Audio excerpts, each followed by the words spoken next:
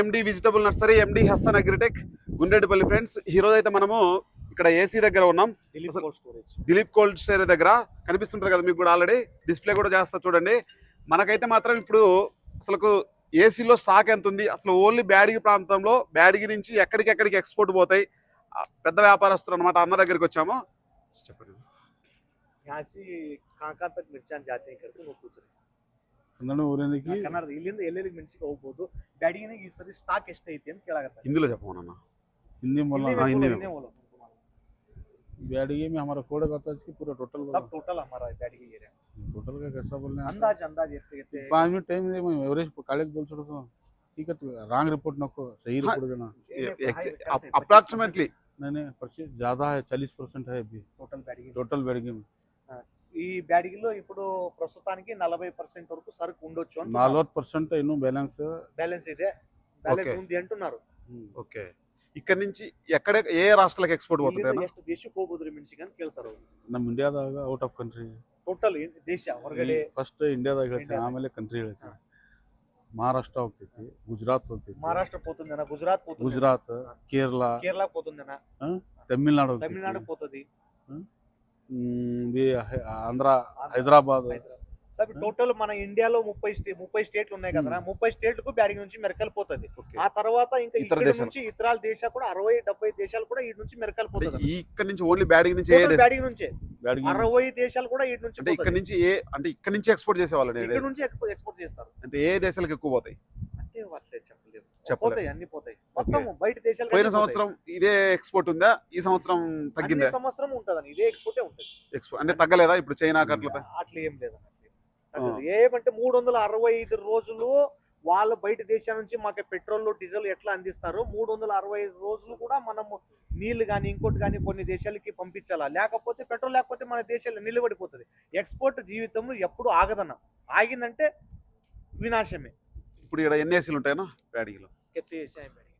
38 cold storage ఉన్నాయి బ్యాడిగి. ఒక్కొక్క ఏసీలో ఎంత కెపాసిటీ ఉంటుంది?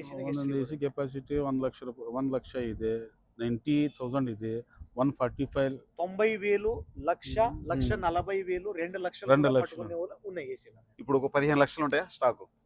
లేదన్నా, అంటే మీకు 4 16 40,000 కడికి 40 అన్నా ఒక 8 లక్షలు 10 లక్షలు. ఓకే, పోయిన సంవత్సరం ఇదే టయానికి 8 నుంచి 10 లక్షలు సేమ్ 10% ज्यादा था. ఈ సంవత్సరం కన్నా నేడు ఒక 10% ఎక్కువ ఉండింది పోయిన సంవత్సరం. ఈ సంవత్సరం ఇంకా తక్కువ ఉంది.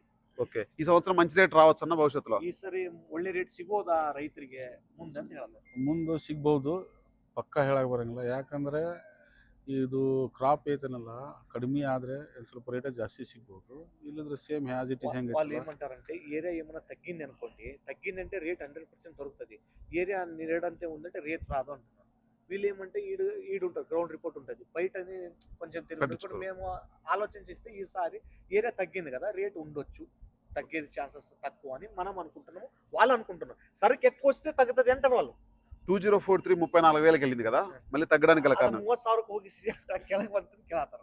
ಎಲ್ಲ ತೇಜಿ ಒಂದು 15 ದಿವಸ ಮಾಡಿದ್ರು ತೇಜಿ, ಬಟ್ ಆ ತೇಜಿ ನಾವು ಪಕ್ಕ ಅಂತ ತಿಳ್ಕೊಳಂಗಿಲ್ಲ.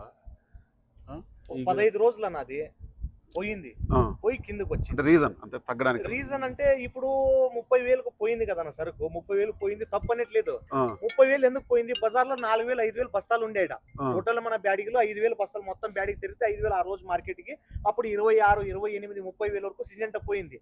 ఆ నెక్స్ట్ మార్కెట్ ఏం చేసినారు, 30,000 పోయిందని వరంగల్, గుంటూరు, రాయచూరు, షాపూరు, సురుపూరు, బళ్ళారి నుంచి చుట్టూ అన్ని ఎక్కడెక్కడ మెరకాలో ఏసీలు ఉన్నాయి, ఆడ నుంచి అన్ని లారీలు వచ్చినాయి. 5,000 వచ్చే బస్తాలు 50,000 బస్తాలు ఒకే మార్కెట్కి వచ్చేస్తే మళ్ళీ రేటు తగ్గకుండా ఏమవుతుందన్న, ఎక్కువ బ్యాడిగీలు పోయిందని అందరూ ఈడికి తెచ్చేసిరి. ఓకే, దానికోసం తగ్గింది. 10 రోజుల్లో రేటు తగ్గే కారణమే అది. ఇప్పుడు మళ్ళీ స్టేబుల్ ఉంది రేటు. మీకు ఈ సంవత్సరం సిజంటా బ్యాడిగి 18 నుంచి 24 వరకు పోతుందన్న, పాత వచ్చేసి 12 నుంచి 16, 17,000 వరకు పోతుందన్న, మంచి రేటే ఉందని ఇప్పుడు. ఓకే, ఇప్పుడు డబ్బి కడ్డీకి ఇదే రేట్ ఉంటుందా, పెరిగే ఛాన్స్? కడ్డీ డబ్బికి డిమాండ్ ఇరಬಹುದು ఉంటుందని ఈసారి, ఎందుకంటే ఏరియా తగ్గింది కదా, అప్పుడు చెప్పినాం కదా, అదే ప్రకారం వాళ్ళకు తెలుస్తుంది, వాళ్ళు మొత్తం రిపోర్ట్ ఉంటుంది. డబ్బికి కడ్డీకి రేట్ ఉంటుంది, 2043 కూడా ఉంటుంది. ఓకే, అంటే ఎంత ఎక్స్పెక్ట్ చేయొచ్చనా? అంటే ఇప్పుడు 40 ఎక్స్పర్ట్ అని ఎవరు చెప్పలేరు నికరంగా వాళ్ళైతే చెప్పలేరు. మనం చెప్పాలంటే నేను చెప్పినాను కదా 30,000 నుంచి 45 వరకు కట్టి అడిగి ఉండొచ్చు. డబ్బి అయినా 30 నుంచి 45, 50 వరకు ఉండొచ్చు. మనం అంచనా చెప్పగలుగుతాం కానీ ఇదే రేటే వాస్తవంగా ఉంటుందని ఎవరు చెప్పలేరు. ఓకే. 5,000 అటు ఇటు 10,000 అటు ఇటు చెప్పగలుగుతాం కానీ ఇదే రేటే ఉంటుందని ఎవరు చెప్పలేరు. ఓకే.